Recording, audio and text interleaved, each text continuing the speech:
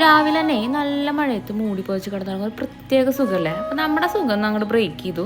അപ്പോൾ ഇന്ന് നേരത്തെ എൻ്റെ സ്ഥിതിക്ക് എന്തായാലും അമ്പലത്തിലൊക്കെ പോയി തൊഴാന്ന് വെച്ചിട്ടാണ്. അപ്പോൾ തൊഴുത് കഴിഞ്ഞപ്പോഴേന്ന് അവലിന്ന് വിളയിച്ച പ്രസാദം കിട്ടി.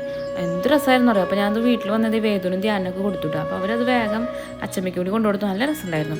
അപ്പോൾ അതൊക്കെ കഴിച്ചതിന് ശേഷം നമ്മൾ വേഗം പഠിക്കാനിരുന്നോ. ഉച്ചരിഞ്ഞ് നമ്മുടെ ഫ്രണ്ട്സൊക്കെ വരും. അപ്പോൾ പഠിച്ചു കഴിഞ്ഞാൽ അത്ര സമാധാനമായല്ലോ, അല്ലെങ്കിൽ പിന്നെ ഇന്ന് പഠിപ്പൊന്നും നടക്കില്ല.